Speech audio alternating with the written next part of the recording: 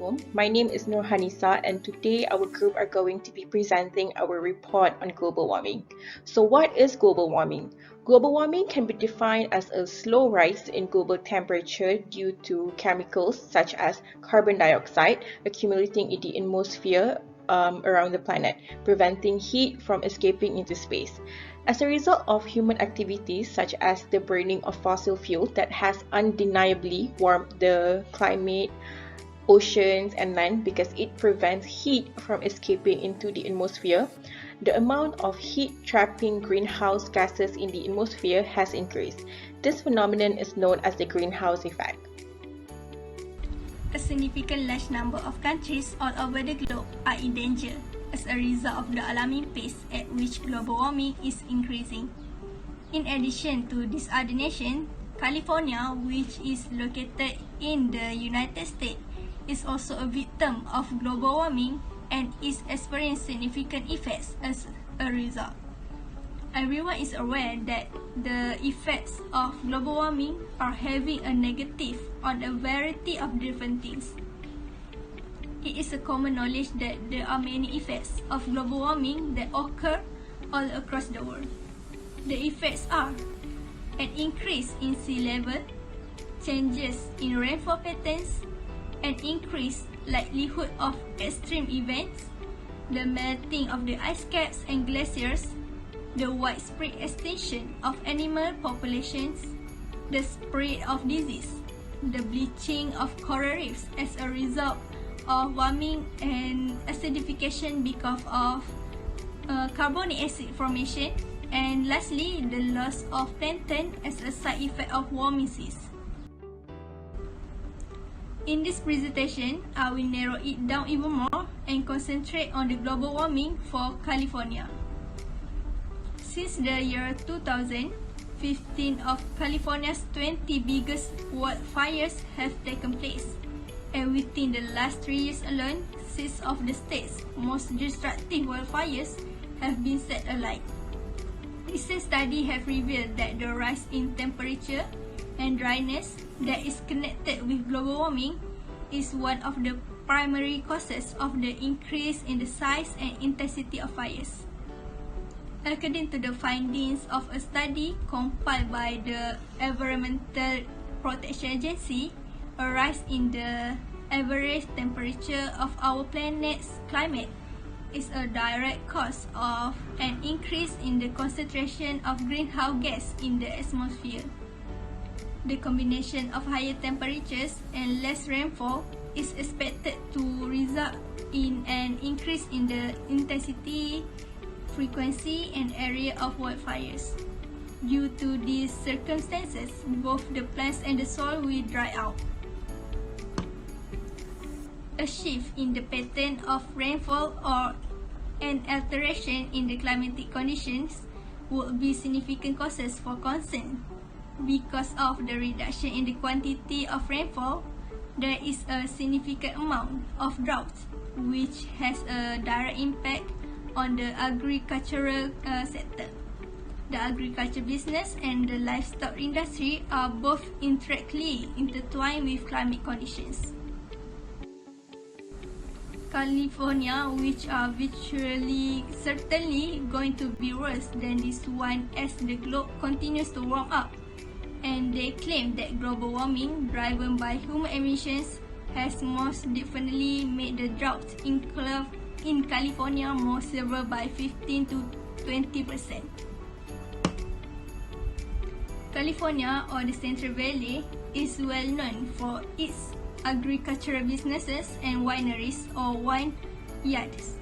Temperatures in California are rising as a direct consequence of the continued rise in global warming, which is causing the seasons to last longer and become drier. The wine business, which relies on grapes as its primary output and is based on this region of the Central Valley, has increased challenges as a result of global warming. The National Academy of Science projects that the rise in the temperature would ultimately lead to a loss of up to 2/3 of or more of the present Grab output in the Napa Valley by the year 2050. Because of global warming, the amount of land that is suitable for cultivating premium wine grapes in high-value areas of Northern California could decrease by as much as 50% by the year 2040, as reported by the scientists. The effect of global warming in general pose a danger to all forms of life that may be found on our planet, including humans. The impacts of globalization are not immediately felt by individuals. The majority of the time, almost all of the occurrences that are associated with a cause may be traced back to global warming. Because of the changing climate, our whole ecosystem is being disrupted, and animals and plants are becoming extinct as a direct result. The temperature is also affected by the changes. The effects of global warming can be felt in a domino effect. Assalamualaikum warahmatullahi wabarakatuh. My name is Puteri Nurbalqish, Binti Azmi. I want to talk about how we can improve or control the global warming.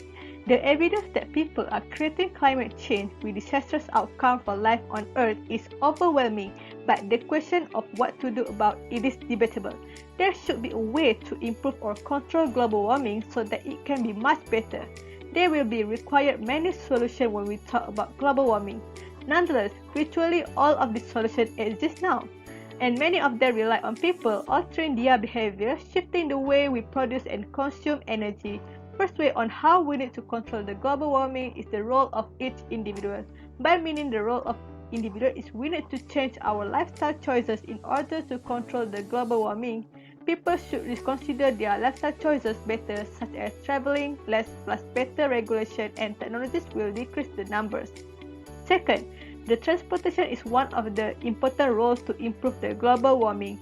Get a head start by leaving your car at home and walking or cycling wherever necessary. If the distances are too high, take public transportation, preferably electric. If you must drive, volunteer to carpool with others to reduce the number of automobiles on the roads. Promoting public transportation, carpooling, as well as the electric and hydrogen mobility can all assist to cut CO2 emission and so combat the global warming.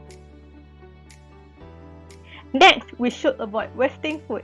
When performing your daily grocery shopping, please remember to consume everything and responsibly discard all packaging. Next, we can also use renewable energy. We can implement the renewable energy by shift away from fossil fuels. The example of renewable energy such as solar, wind, biomass, and geothermal. Besides, energy and water efficiency also one of the ways to prevent the global warming. Producing sustainable energy is critical, but so is decreasing our energy and water usage through the use of more efficient technologies. For example, LED light bulbs is less expensively and equally essential. Last but not least, responsible consumption and recycling should be adopted by people. Adopting ethical consumption habit is essential, whether it be for food, especially meat, clothing, cosmetic, or cleaning goods. Recycling is a fundamental need for trash management. This is how Malaysia handles global warming.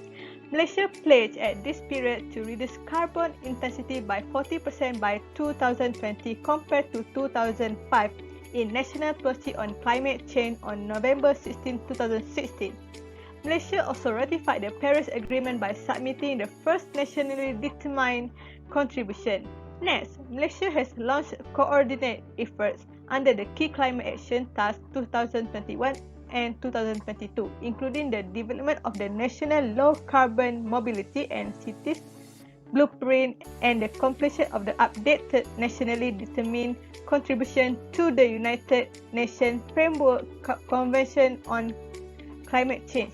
Furthermore, many Malaysian cities have already established a low carbon vision or produced a low carbon action plan and greenhouse gas inventory that can aid in tracking low carbon measures are also being built.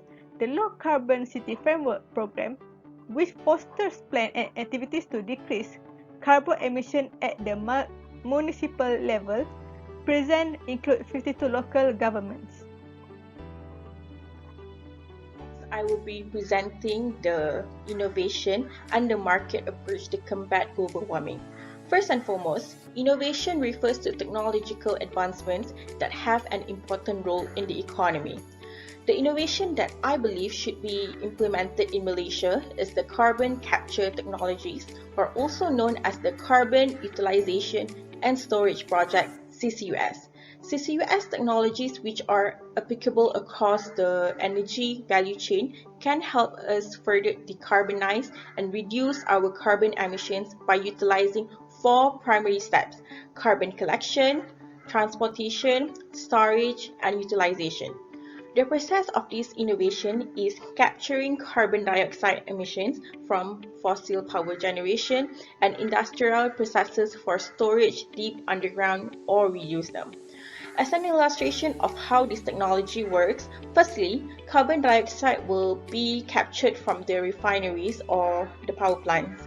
The captured carbon dioxide will then be transported via pipelines to storage sites that are usually located deep in the sea. It will then be permanently injected and stored under the seabed.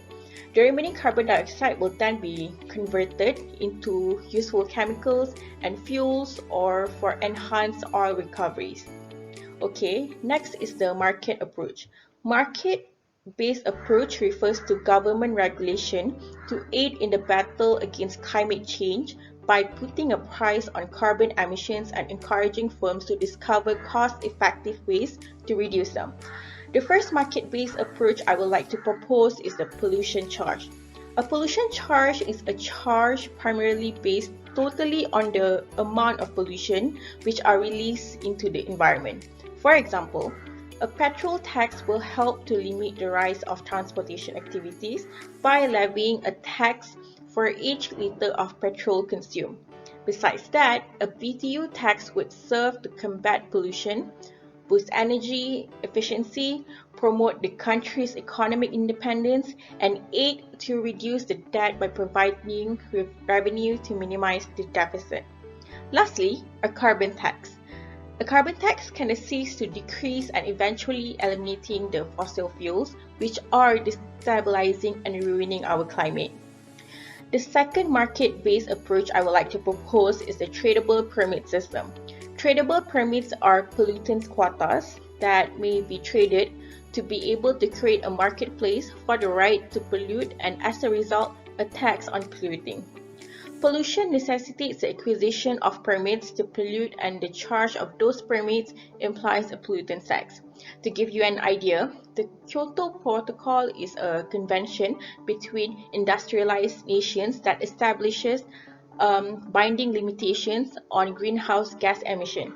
Those nations that met their individual emissions target and were thus able to reduce their emissions can sell permits, while those that did not will have to acquire the permits. As a conclusion, we need to take an action to stop the global warming. We can try to reduce and slow down this problem based on what they already stated on above. It can confirm that the major challenge for our global society is global warming. However, we need to lessen the global warming by using less gasoline, recycling, and humans should work to reduce the global warming rather than increasing the Earth's temperature. Our generation should begin caring for environment since the future generation will suffer if we do not minimize global warming. As a result, global warming is becoming a severe problem. As business students, we are learning it because we need to understand the impact of climate change on our businesses so that we can begin rescuing the planet. Thank you.